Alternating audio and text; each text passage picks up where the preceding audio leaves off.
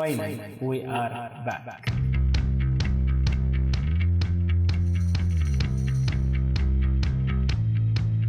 مساء الفل، ازيكم مليونير منك ليه؟ عاملين ايه؟ كويسين؟ فيديو النهارده هنعرف ازاي عملنا التكست انيميشن اللي كان في الفيديو اللي فات. لو لسه ما شفتوش او ما اتفرجتش على الفيديو اللي فات هسيبه لك في الاي اللي فوق واللينك بتاعه في الديسكربشن عشان تتفرج عليه وتشوف التكست انيميشن ده ايه شكله، ولو عجبك تعال احضر الفيديو ده عشان تعرف ازاي عملناه واحده واحده بالتفصيل على برنامج ادوبي بريمير. فيلا بينا نشوفوه سوا مع بعض ازاي يتعمل. هفتح طبعا برنامج ادوبي بريمير زي ما واضح قدامكم. هعمل سواء نيو بروجكت، هتعمل بروجكت جديد او انت شغال اصلا على بروجكت وعايز تطبق الكلام ده عليه براحتك، سواء دي او دي عادي براحتك. انا هعمل نيو بروجكت كده، ادوس انتر ريبليس، ايوه كليك يمين نيو ايتم سيكونس، روح على السيتنج اظبط الاعدادات بتاعت السيكونس بتاعك وادوس انت. بعد كده قدامك خيارين، يا اما تكتب التكست على برنامج ادوبي بريمير على طول وبعد كده نعمل التكست انيميشن عليه، يا اما تكتبه على الفوتوشوب وتحفظه كملف بي اس دي وتحطه على برنامج ادوبي بريمير وتبدا تشتغل بيه. انا الطريقه اللي بفضلها ان احب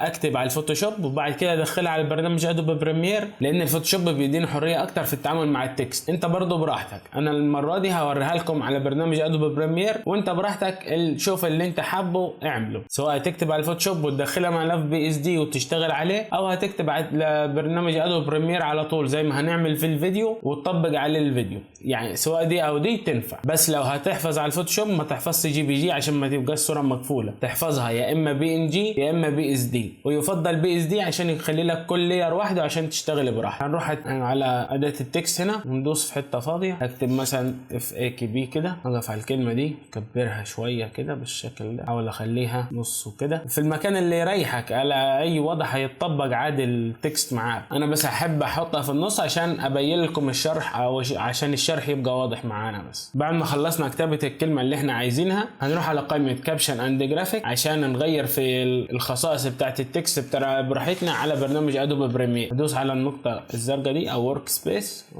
واختار كابشن اند جرافيكس، واروح على قائمه اديت واختار اللاير بتاعنا اللي احنا هنشتغل عليه او الكلمه اللي احنا كاتبينها، واختار هنا التكست. هنا هغير الخط بس اختار روبوت بول، وهنا هوسع المسافه بين الحروف شويه عشان اعرف اعمل التكست انيميشن براحتي. بعد كده هنرجع للورك سبيس الاديت بتاعنا اللي كنا شغالين عليه وهنروح على قائمه بعد كده افكت، بس القائمه دي كده عشان يبقى ظاهر معاك، واكتب هنا كروب وهسحب هنا الكروب على التكست او على اللاير التكست اللي احنا كتبناه. بعد كده هنزل هشوف فين الكروب، ده هو، هدوس عليه. هنا هبدا كل حرف ذاته بالشكل ده، يعني هنا انا ما خدتش كروب غير الحرف الاف بس، ما عملتش كروب لاي حرف من الحروف الثانيه. بعد كده هروح على قائمه افكت تاني واكتب ترانسفورم واختار ترانسفورم، حطه على التكست برضه. بعد ما كتبت كلمه ترانسفورم في قائمه افكت هسحبه على التكست بتاعي وهكبر هنا، ادوس على حرف الزال بالعربي عشان اكبر القائمه بتاعت الافكت كنترول، عشان في حاجه مهمه لازم تاخد بالك منها، هتخلي افكت او التاثير بتاع الترانسفورم تحت كروب، يعني الكروب يبقى فوق الاول عشان يتطبق معاه. يعني هاخد الترانسفورم نزلها تحت كروب كده، بعد كده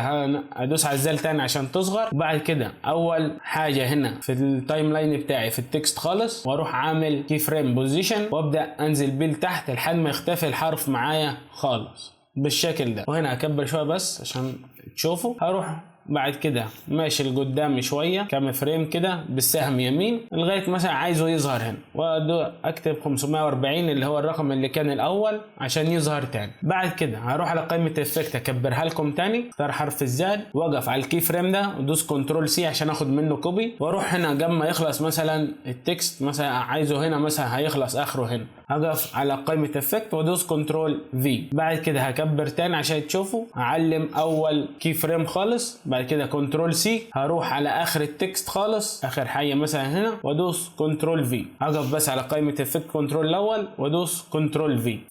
كده تقريبا احنا خلاص شبه بنخلص، بس في حاجه بسيطه عشان يبقى في نعومه في التاثير بتاعك ويبقى شكله احلى. هكبر لكم برضو قائمه افكت كنترول عشان تبقى ظاهره معاك. هدوس على السهم الصغير ده اللي جنب كلمه بوزيشن، هيظهر لك الشرط اللي تحت ده، هعلم على الكي فريم ده اللي هو تاني واحد وابدا اسحب الجزء ده كده وانزل بيه لتحت، ونفس الكلام في الاخير هسحب خط ده كده وانزل بيه لتحت خالص عشان يبقى الكيرف طالع لفوق كده والتاني طالع لفوق كده. بعد كده هصغر قائمة افكت كنترول، هيبقى التأثير معانا بالشكل ده. يخلص روح نازل تاني. لو انت شايف الوقت اللي بيطلع فيه الكاركتر وبينزل ده وقت كبير، قرب المسافات بين الكي فريم. عايز تكبره اكتر بعد المسافات بينهم. تعالوا نعمل بقى نطبقه على باقي الكلمة عشان تظهر ورا بعض ويبقى شكلها احلى. هروح على التايم لاين، اقف على التكست اللي احنا عملناه، بدل ما لسه اعمل كل حرف تاني وحده بالطريقة دي، لا في طريقة اسهل تكمل باقي الكلمة. هدوس الت واروح ساحب الفوق، بعد كده اروح على افكت كروب وابدا انقل الكروب على الحرف اللي بعد. مثلا ادي بداية الاي واسحب كده، اجيب باقي هنا فوق برضو واروح على كروب اخدها على حرف الكي، اسحب هنا برضو طبقة تاني، والاخيرة دي اوقف على كروب واسحبها على حرف البي. لا هو دقيقة، هو كده نقل، اي كده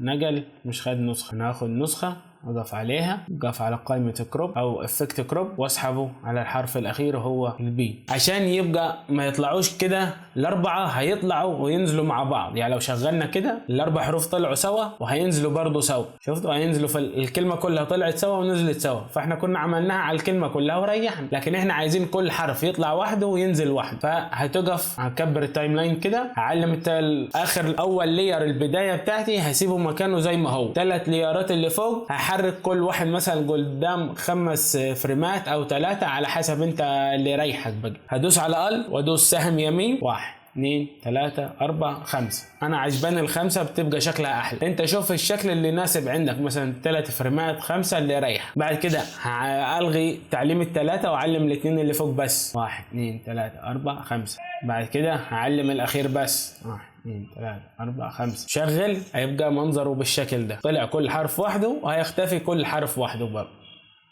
فده التكست انيميشن بتاعنا. شوف انت بقى عايز تحطه يبقى فيه انت بتتكلم ويطلع قدامك وينزل، واعمل جيسيان بلور ليك، او اعمل بلور للصوره بتاعت الفيديو بتاعتك زي ما عملناها في الفيديو اللي فات، ينفع برضه. عايز تطبقها على شاشه سوداء زي كده برضه ينفع، اللي انت عايزه واللي يريح. اولا واخيرا انا وريتك الشكل وانت اعمل اللي يعجبك، او انت ابدع وحط اسلوبك والتاتش بتاعك زي ما بيقولوا. حط تاتشك على التصميم او على الشغل اللي انت بتشتغل، مش لازم زي ما انا قلت لك تعمل. يعني ممكن انت تجود وتطلع حاجة احسن. فدي النتيجة بتاعتنا، كل حرف يطلع وحده وينزل والتاني وحده. وبكده يبقى شرح التكست انيميشن اللي عملناه في الفيديو اللي فات خلص. لو الفيديو عجبك ما تنساش اللايك والشير واشتراك في القناة وتفعيل زرار الجرس عشان يوصل لك كل جديد. والى هنا عزيزي المليونير، لقد انتهت جرعة دوبامين التعلم من هذا اليوم. انتظركم في جرعة اخرى، الى اللقاء.